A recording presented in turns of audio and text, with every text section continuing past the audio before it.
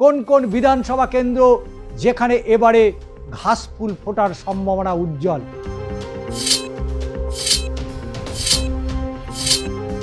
চিরসবুজ এই জেলার রাজনৈতিক চরিত্র বদলও দেখা গিয়েছে গত এক দশকে। কে হয়ে উঠবেন আলিপুরদুয়ারের কিং মেকার? আলিপুরদুয়ারের 5 আসন তার টার্গেট রেখেছে মমতা বন্দ্যোপাধ্যায়।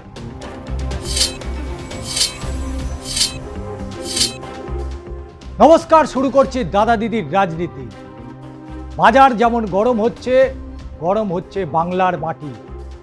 চারদিক থেকে প্রচারের অভিযান চালাচ্ছে বিভিন্ন রাজনৈতিক দলের প্রতিনিধিরা। উত্তরবঙ্গের আলিপুরদুয়ারের দিকে নজর রাখবেন, কারণ আলিপুরদুয়ারে অনেকগুলো ফ্যাক্টর নিয়েই এবার তাহলে ফুল বদলের পালাতে চলেছে আলিপুরদুয়ার। কারণ আলিপুরদুয়ারে আজকে দিনের স্বপ্ন বুনেছেন প্রধানমন্ত্রী নরেন্দ্র মোদী, আর চা বলয়ের উন্নয়নের অস্ত্র দিদির। এবার কি তাহলে ফুল বদল হবে? কারণ আলিপুরদুয়ারের যে লোকসভা কেন্দ্র, তার অনেকগুলো বিধানসভা কেন্দ্র রয়েছে। এক নজরে দেখে নেব কোন কোন বিধানসভা কেন্দ্র যেখানে এবারে ঘাসফুল ফোটার সম্ভাবনা উজ্জ্বল। পালা বদলের পথে কি তাহলে আলিপুরদুয়ার? আলিপুর লোকসভা কেন্দ্র, সেখানে আলিপুর বিধানসভা কেন্দ্রের মধ্যে হচ্ছে আলিপুরদুয়ার, কুমারগ্রাম, ফালাকাটা, কালচিনি, মাদারিহাট। একদিকে একাধিক চা বাগান, অন্যদিকে চাষবাদের জমি, আর উত্তরের দিকে অভয়ারণ্য। চিরসবুজ এই জেলার রাজনৈতিক চরিত্র বদলও দেখা গিয়েছে গত এক দশকে। কারণ বাম আমলের এই জেলা ছিল লাল দুর্গ। 2016 সালের বিধানসভা নির্বাচনে তৃণমূল লালকে পর্যদুস্ত করে। পরবর্তীকালে তৃণমূলকে সরিয়ে পদ্ম ফোটে এই জেলায়।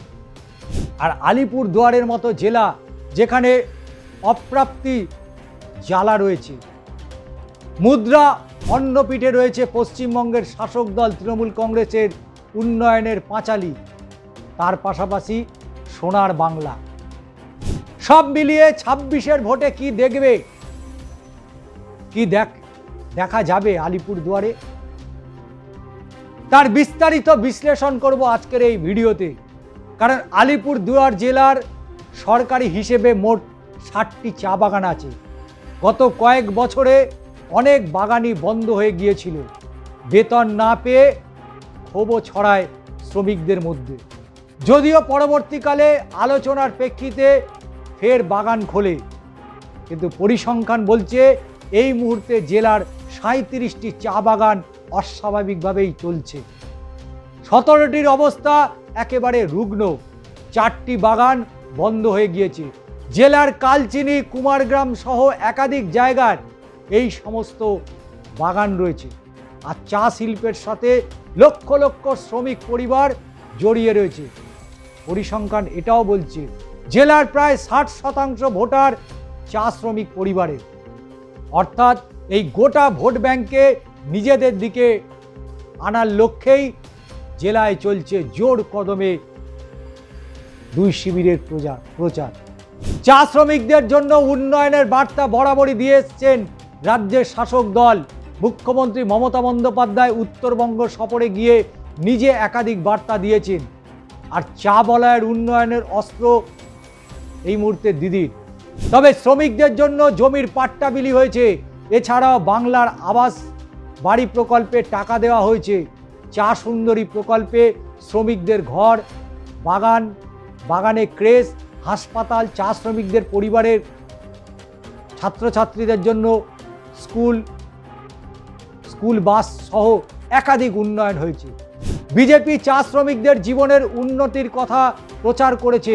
অসমে চা শ্রমিকদের মজুরি, জীবনযাত্রা মনোন্নয়নে একাধিক সুবিধার ব্যবস্থা করেছে বিজেপি সরকার। কিন্তু আসামের চা বাগানের পাতা তুলতে বাংলার চা শ্রমিকদের সেই বার্তা দিলেন। বিজেপির এই বিষয়ে প্রচার রেখেই চা শ্রমিকদের নিজেদের দিকে রাখতে মরিয়া প্রয়াস চালাচ্ছে আলিপুরদুয়ারে আজকে দিনের স্বপ্ন দেখাচ্ছে, আচ্ছে দিনে স্বপ্ন বুনছেন নরেন্দ্র মোদী। কারণ মুখ্যমন্ত্রী মমতা বন্দ্যোপাধ্যায় উত্তরবঙ্গ সফরে গিয়ে নিজে একাধিক বার্তা দিয়েছেন, এ কথা বলার অপেক্ষা রাখে না। মাঝে মধ্যেই তিনি উত্তরবঙ্গ সফরে গিয়েছেন। উত্তরবঙ্গে প্রাকৃতিক বিপর্যয় থেকে শুরু করে দৈনন্দিন জীবনের মানুষের উন্নয়নের কথা যেমন যিনি বলেছেন তেমন কাজও করেছেন। হাসপাতাল হয়েছে, হাসপাতালে পরিকাঠামো উন্নয়ন হয়েছে, চা শ্রমিকদের পরিবারে আশার আলো তো অন্তত ফুটিয়েছিল রাজ্যের মুখ্যমন্ত্রী মমতা বন্দ্যোপাধ্যায়। ফলে এই উত্তরবঙ্গের আলিপুরদুয়ার অবশ্যই নজর তো রাখতেই হয়, কারণ রাজনৈতিক চরিত্র বদলে গিয়েছে গত এক দশকের বেশি সময় ধরে। একটা সময় আপনারা জানতেন যে আলিপুরদুয়ার মূলত বামেদের দুর্গ ছিল, কিন্তু সময়ের তালে বারবার রং পরিবর্তন হয়েছে, কখনো সবুজ কখনো গেরুয়া। কিন্তু এই 26-এর হাই ভোল্টেজ নির্বাচন, যেখানে বারবার ঘুষপেটিয়া রোহিঙ্গাদের কথা বলা হচ্ছে, তবে তার মধ্যে দেখা গিয়েছে কোন দল প্রার্থী নাপাসান থেকে গুরুত্বপূর্ণ নেতাদের শিবির বদল। মাদারিহাট বিধানসভা কেন্দ্রে গোষ্ঠীদ্বন্দ্ব এই মুহূর্তে কিছুটা হলেও দুশ্চিন্তায় ফেলেছে বিজেপিকে। তৃণমূল শিবিরের জন্য বালি নাকি বিজেপির বিমল গুরুং, একাধিক বিষয় কাজ করছে এই আলিপুরদুয়ার। কে হয়ে উঠবেন আলিপুরদুয়ারের কিং মেকার? কারণ রাজনৈতিক ইতিবৃত্ত যেটা বলছে, মূলত চা শ্রমিক এবং কৃষিকাজের সঙ্গে জড়িত মানুষদের বাস এই জেলায় রয়েছে। একই সঙ্গে জেলার একটা বড় অংশ রয়েছে পর্যটন ব্যবসা। বক্সা অভয়ারণ্য, দৌলতে পর্যটন এবং বন্যপ্রাণ সংরক্ষণেও এগিয়ে রয়েছে আলিপুরদুয়ার। একসময় বামেদের শক্ত ঘাঁটি ছিল আলিপুরদুয়ার, বিশেষত বাম শরিক দল আরএসপি ফরওয়ার্ড ব্লকের প্রভাব দেখা যেত ব্লকে ব্লকে। এখন সেটা অতীত হয়ে গিয়েছে, এখন আর সেই রাজপাট নেই। কারণ আলিপুরদুয়ারের অন্যতম রাজনৈতিক মুখ হচ্ছে আদিবাসী বিকাশ পরিষদের নেতা জন বার্লার। একসময় বিজেপির সঙ্গে গাঁটছড়া বেঁধে উত্তরবঙ্গে এই আদিবাসী নেতা যুক্ত হয়েছিলেন। লোকসভা নির্বাচনে জিতে তিনি কেন্দ্রীয় মন্ত্রী পর্যন্ত হয়েছিলেন। কিন্তু পরবর্তীকালে সেই জন বার্লা, যাকে রবিনহুড বলা হতো আলিপুরদুয়ারের, পরবর্তীকালে বিজেপির সঙ্গে দূরত্ব তৈরি হয় তার। বিজেপির দলীয় কর্মসূচিতেও তাকে আর দেখা যায়নি। পরবর্তীতে শিবির বদল, তৃণমূল কংগ্রেসে যোগ দিয়েছেন তিনি। জন বার্লা নির্বাচনী ভোট ব্যাংকের ক্ষেত্রে বড় একটা ফ্যাক্টর হয়ে উঠছে, এমনই মনে করছেন রাজনৈতিক মহল, বিশেষ করে উত্তরবঙ্গের মানুষ। কারণ আদিবাসী বিকাশ পরিষদের এই নেতার প্রভাব কেবল আলিপুরদুয়ারে নয়, ডুয়ার্সেও রয়েছে বলে মত রয়েছে অনেকেরই। অতীতে লোকসভা এবং বিধানসভা নির্বাচনে জন বার্লার অনেক ক্ষেত্রেই নির্ণায়ক মুখ ছিলেন বলে মত রাজনৈতিক বিশেষজ্ঞদের। তবে এবার বিধানসভা নির্বাচনে কি হবে? শিবির বদলের জন্য কি ভোট বক্সে এক্স ফ্যাক্টর হয়ে উঠবেন জন বার্লার? আর পদ্মগড়ে কি ফের নতুন করে জোড়া ফুল ফুটিয়ে তুলতে পারবে? সেই চর্চা শুরু হয়েছে। শহরের বিভিন্ন অংশের মানুষ জানাচ্ছে বিজেপির পাল্লা ভারী, তবে জন বার্লার উপস্থিতিতে তৃণমূলও লড়াইয়ে থাকতে পারে। বিজেপির মধ্যে চাপা অশান্তি আছে এলাকায়, আর সেটাই মূলত শাসকের ফসল। কারণ আলিপুরদুয়ার জেলার লোকসভা আসন একটি। আলিপুরদুয়ার লোকসভা আসনে গতবারও বিজেপি দখল রেখেছে মনোজ টিগ্গা। বিধানসভার বিচারে এই জেলার 5টি আসন রয়েছে আলিপুরদুয়ার, কুমারগ্রাম, ফালাকাটা, কালচিনি, মাদারিহাট। সাধারণত মিনি ইন্ডিয়া বলা হয় এই জেলাকে। 100-রও বেশি ভাষাগোষ্ঠীর মানুষের বসবাস এখানে। জেলার কালচিনি থেকে কুমারগ্রাম এবং মাদারিহাট, এই 3টি বিধানসভা সম্পূর্ণ চা বাগান অধ্যুষিত। অন্যদিকে আলিপুরদুয়ার, ফালাকাটা কিছুটা কৃষি বলায় শহর এবং চা বাগান রয়েছে। কিন্তু রাজনৈতিকভাবে লড়াই, রাজনীতির যে লড়াই, সেই লড়াই এই মুহূর্তে আলিপুরদুয়ার পদ্মের গড়, যে পদ্মগড়ে ফুল ফোটানোর প্রক্রিয়া। কারণ 2014 সালে লোকসভা নির্বাচনে আলিপুরদুয়ার লোকসভা আসনটি তৃণমূল জয় করে। তার 2 বছর পর অর্থাৎ 2026-এ বিধানসভা নির্বাচনে জেলার আলিপুরদুয়ার, কুমারগ্রাম, কালচিনি 3টি বিধানসভাতেও জয় পায় তৃণমূল কংগ্রেস। আর এই বিধানসভা ভোটে উত্তরবঙ্গে প্রথম পদ্ম ফুটেছিল। কিন্তু মাদারিহাট কেন্দ্রে জয়ী হয়েছিল বিজেপির অন্যতম মুখ মনোজ টিগ্গা। এরপরে অচিরেই জেলায় ছড়িয়ে পড়ে গেরুয়া রং। 2019 সালের লোকসভা নির্বাচনে বিজেপির হয়ে প্রার্থী হয়েছিলেন জন বার্লা। জন বার্লা বিপুল ভোটে জয়ী হয়ে নরেন্দ্র মোদীর মন্ত্রিসভায় জায়গাও পেয়েছিলেন। 21-এর বিধানসভা নির্বাচন, 21-এর বিধানসভা নির্বাচনেও জেলার রং হয়ে যায় সম্পূর্ণ গেরুয়া। তৃণমূলকে হারিয়ে জেলার 5টি বিধানসভা কেন্দ্রই জয়ী হয়েছিল ভারতীয় জনতা পার্টি। তবে পদ্মগড়ে ফের ফোটে জোড়া ফুল। 2024-এর লোকসভা নির্বাচন, সেই নির্বাচনে আলিপুরদুয়ার কেন্দ্রে বিজেপি প্রার্থী মনোজ টিগ্গাকে, আর মনোজ টিগ্গা বড় ব্যবধানে জয়ও পান। কিন্তু মাদারিহাট কেন্দ্রে একই সঙ্গে উপনির্বাচন হয়েছিল। দেখা যায় বিজেপিকে হারিয়ে প্রায় 30,000 ভোটে তৃণমূল প্রার্থী জয়প্রকাশ টোপ্পা জয়ী হন। যা ভালো, সেই বছরে 6টি বিধানসভা নির্বাচন আসনেই জয় পেয়েছিল তৃণমূল। এরপর এবার এই জেলায় বিজেপি বনাম তৃণমূল কংগ্রেসের লড়াই।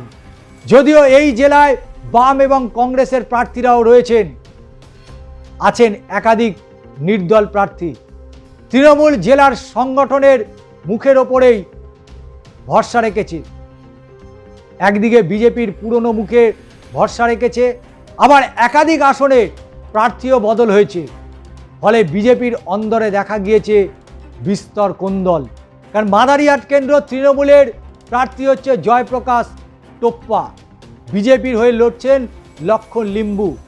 আরএসপি সুভাষ লোহার এবং কংগ্রেসের জয়প্রফুল্ল লাকড়াও এই কেন্দ্রে ভোটে লড়ছেন। ফালাকাটায় তৃণমূলের প্রার্থী সুভাষ রায়, বিজেপির প্রার্থী দীপক বর্মন, সিপিএমের কমল কিশোর রায়কে প্রার্থী করেছে। কংগ্রেসের প্রার্থী হয়েছেন অক্ষয় কুমার বর্মন। আলিপুরদুয়ার কেন্দ্রে সুমন কাঞ্জিলালকে তৃণমূল প্রার্থী করেছে। বিজেপির প্রার্থী পরিতোষ দাস সিপিএমের শ্যামল রায়কে প্রার্থী করেছে। অন্যদিকে কালচিনি বিধানসভা কেন্দ্র, সেখানে তৃণমূলের প্রার্থী বীরেন্দ্র বড়া, বিজেপির বিশাল লামা, আরএসপির পাসাং শেরপা, কংগ্রেসের অঞ্জন চিক বাইক, কুমারগ্রাম থেকে রাজীব তির্কেকে তৃণমূল প্রার্থী করেছে। বিজেপির প্রার্থী মনোজ কুমার ওরাও। এই কেন্দ্রে আরএসপির কিশোর মির্জকে প্রার্থী করেছে কংগ্রেসের প্রার্থী সুদাম লামা। বিগত বছরগুলিতে ভোটের কি ফলাফল ছিল সেটাও একটু বিশ্লেষণ করা দরকার রয়েছে। কারণ এই 5টি আসনে দখলের পথে এগোচ্ছে তৃণমূল কংগ্রেস। গত 2024-এর লোকসভা নির্বাচনে আলিপুরদুয়ার কেন্দ্র থেকে জয়ী হয়েছিল বিজেপি। ওই কেন্দ্রে বর্তমান সাংসদ হচ্ছে মনোজ টিগ্গা। লোকসভা নির্বাচনে ভোটের অঙ্ক নিরিখে বিধানসভার আসন যদি ফলভিত্তিক আমরা আলোচনা করি, সেখানে বিজেপিকে অনেকটাই এগিয়ে রেখেছিল এই জেলা। তবে 5টা কেন্দ্রেই বিজেপি জয় পেয়েছে। 2021 সালের ভোটেও প্রত্যেকটি আসনে জয় পেয়েছিল। তৃণমূল প্রার্থী সুমন কাঞ্জিলাল তিনি জানিয়েছিলেন যে বিজেপি এলাকাতে কোনো কাজই করেনি, মানুষজনকে ভুল বোঝাচ্ছে। মুখ্যমন্ত্রী মমতা বন্দ্যোপাধ্যায় দৌলতে মানুষজন রাজ্য সরকারে একাধিক ভাতা পাচ্ছেন। রাজ্য সরকার চা শ্রমিকদের জীবনযাত্রার উন্নতি করার জন্য কাজও করেছে। এবার তৃণমূল জিতবে জেলায়, জোর গলায় বলছেন তৃণমূলের প্রার্থী। কিন্তু বিধানসভা, কারণ এবার বিধানসভা নির্বাচনে প্রার্থী ঘোষণা হওয়ার পর থেকেই জেলার গেরুয়া শিবিরে অসন্তোষ দেখা গিয়েছে। মাদারিহাট কেন্দ্র নিয়ে বিজেপির অন্দরে প্রবল ক্ষোভ বিক্ষোভ রয়েছে। বিজেপি প্রার্থীকে এবার পছন্দ হয়নি, স্থানীয় শুধু নয়, ওখানকার মানুষ চাইছিলেন না। স্থানীয় নয় বলে অভিযোগ উঠেছে, উপনির্বাচনে এই কেন্দ্রে বিজেপির হয়ে লড়াই করেছিলেন রাহুল লোহার। তিনি আশা করেছিলেন দল তাকে এবার তার প্রার্থী করবে, কিন্তু দল তাকে গুরুত্ব না দিয়ে লক্ষণ লিম্বুকে প্রার্থী করেছে। ফলে রাহুল এই মুহূর্তে নিষ্ক্রিয় হয়ে গিয়েছেন, এবং তিনি নিষ্ক্রিয় হয়ে গেছেন বলেই দলের অন্দরের খবর। এই এলাকার মণ্ডল সভাপতি আশা করেছিলেন তিনি টিকিট পাবেন, কিন্তু তিনিও আশাহত হন। নির্দল হিসাবে ভোটে লড়বেন, আর সেই কথা ইতিমধ্যে তিনি জানিয়েও দিয়েছেন। বহিরাগত প্রার্থী বলে অভিযোগ উঠছে। ক্ষোভের আগুনে বীরপাড়া বিজেপির দলীয় কার্যালয়েও ভাঙচুর করা হয়েছে বলে অভিযোগ। বিজেপির দীপক বর্মন তিনি কি বললেন? তিনি বলছেন ভুল বোঝাবুঝি মিটে সকলেই একসঙ্গে কাজ করছে, এবারে ব্যবধান বাড়ানোর জন্যই লড়াই, রাজ্যে এবার পালাবদল হবে। কিন্তু মাদারিহাট বিধানসভা কেন্দ্রে প্রার্থী আসলে গোর্খা জনমুক্তি মোর্চার নেতা বিমল গুরুংয়ের। আর এমনই মতামত এলাকার কান পাতলে শোনা যায়। এই এলাকায় প্রার্থী প্রচারেও গুরুংকে কিন্তু দেখা যাচ্ছে বলে খবর। একদিকে বিজেপির কোন্দল, সেই কোন্দল মেটাতে কার্যত কর্মীদের কাছে পৌঁছে যাচ্ছেন তিনি। তাহলে কি বলা যায় যে এই কেন্দ্রে বিজেপি ধরে রাখতে এবার বিশেষভাবে মরিয়া? কারণ জন বার্লার বিজেপি থেকে তৃণমূল শিবিরে গিয়েছেন, তৃণমূল এবার তাকে নির্বাচনে লড়ার টিকিট দেয়নি। এখনো প্রচারে আদিবাসী বিকাশ পরিষদ এই নেতাকে দেখতে পাচ্ছেন না। তাহলে কি রাজ্যের শাসক দলের উপর মনক্ষুণ্ণ? তবে মানুষ বলছেন জন বার্লা প্রচারে নামলে আদিবাসী ভোট ব্যাংক তৃণমূলের দিকেই অনেকটা ঘুরে যেতে পারে। তেমন হলে উপনির্বাচনে যা ফলাফল হয়েছিল তার থেকেও বেশি ভোট তৃণমূল পেতে পারে। কিন্তু প্রশ্ন উঠে আসছে স্থানীয়রা কি বলছেন। তবে স্থানীয়দের মতে 2021 সালে জন বার্লা বিজেপির হয়ে ভোট লড়েছিলেন বলে জেলার ব্যাপকভাবে পদ্ম ফুটেছিল। 2019-এর লোকসভায় তো তিনিই প্রার্থী ছিলেন। 2024 সালে লোকসভা নির্বাচনে মনোজ টিগ্গাকে জিতিয়ে কোথাও একটা তাল কেটে যায়, কারণ সে সময় দলের সঙ্গে দূরত্ব বেড়েছিল জন বার্লার। মাঠে ময়দানে প্রচারে দেখা যায়নি। এরপর শিবির বদল।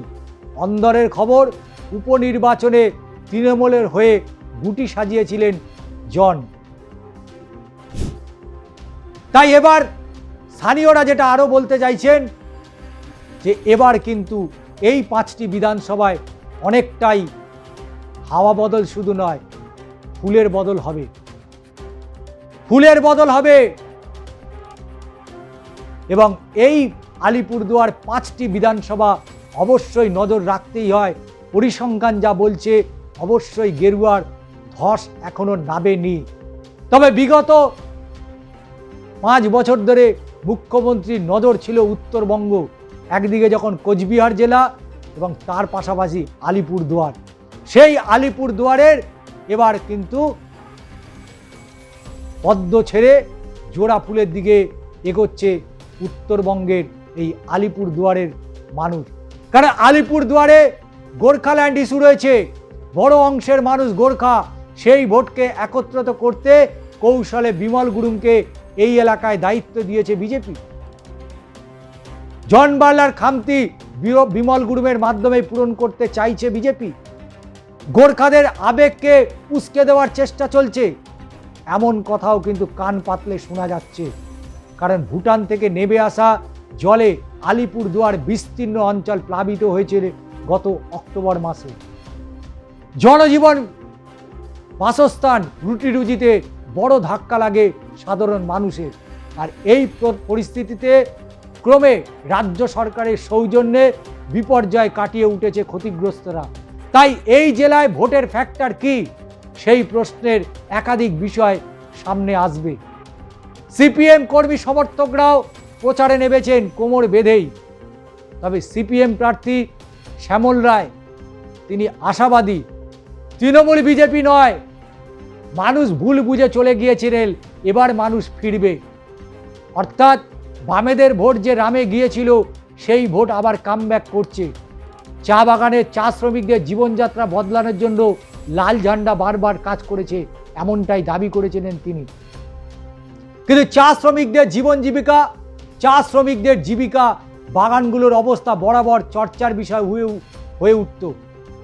বিগত সময়গুলোতে জেলার একাধিক চা বাগান সাময়িক বন্ধ হয়ে যায়। মালিক শ্রমিকের অসন্তোষ দেখা গিয়েছে। অনেক ক্ষেত্রেই শ্রমিকদের বেতন বকেয়া বিষয়টাও জোরালো হয়েছিল। যদিও রাজ্য সরকারের বাধান্যতায় বহু চা বাগান খুলেছে। চা শ্রমিকদের নিরাপত্তার জন্য একাধিক সরকারি প্রকল্প শুধু নয়, নজরদারি থাকে। এই জেলায় আরও একটি চর্চার বিষয় পরিযায়ী শ্রমিক। জেলার থেকে বহু মানুষ বিভিন্ন রাজ্যে কাজের জন্য চলে যান। এছাড়াও পর্যটক, কারণ পর্যটক শিল্পে বহু মানুষ জড়িত রয়েছে। জীবনযাত্রার মান উন্নয়নের জন্য বারবার দাবি উঠেছে। কিন্তু মুখ্যমন্ত্রী মমতা বন্দ্যোপাধ্যায় তিনি নিজে সাধারণ মানুষের জীবনের উন্নতির জন্য প্রয়াসী। সাধারণ পরিবারগুলোর মধ্যে বাংলার আবাস যোজনার বাড়ির টাকা দেওয়া, পাশাপাশি জমির পাট্টা বিলি হয়েছে অতীতে। তাই এবার আলিপুরদুয়ারের দখলের পথে তৃণমূল। 67 টাকা থেকে 250 টাকা হয়েছে শ্রমিকদের। এবং বাগানের কেস, হাসপাতাল, চা শ্রমিকদের পরিবারের ছাত্রছাত্রীদের জন্য স্কুল বাস চালু সহ একাধিক উন্নয়ন হয়েছে। আলিপুর জেলার একাধিক জায়গায় ফালাকাটা পুরসভা হয়েছে, হওয়ার তালিকায় রয়েছে আরও অনেক কিছু। আর এই সবকে হাতিয়ার করেই এগোচ্ছে তৃণমূল। উন্নয়নের নিরিখে ভোট চাইছে তৃণমূল। অন্যদিকে বিজেপি শাসক দলের বিরুদ্ধে চুরি, দুর্নীতি, নদী থেকে বালি তোলা, বালি পাচার মতো একাধিক ইস্যু তারা তুলে ধরছে। এছাড়া হিন্দুত্ববাদ রয়েছে। জেলার বিভিন্ন সম্প্রদায় মানুষের মূলত তারা হিন্দু, তবে আদিবাসী অধ্যুষিত এলাকার খ্রিস্টান সম্প্রদায়ের প্রচুর মানুষ রয়েছেন সেখানে। তাই লড়াই তো হবে, তবে লড়াই হবে ধর্মের ভিত্তিতে নয়, লড়াই হবে উন্নয়নের ভিত্তিতে। আর সেই উন্নয়নের ভিত্তিতেই এবার আলিপুরদুয়ারের 5 আসন টার্গেট রেখেছে মমতা বন্দ্যোপাধ্যায়। গেরুয়া শিবির থেকে ছিনিয়ে আনতে পারবেন, এই প্রশ্ন রেখেই শেষ করছি দাদা দিদির রাজনীতি। আপনাদের মতামত জানান এবং অবশ্যই ভিডিওটি ভালো লাগলে সাবস্ক্রাইব করুন এবং অবশ্যই শেয়ার করতে ভুলবেন না।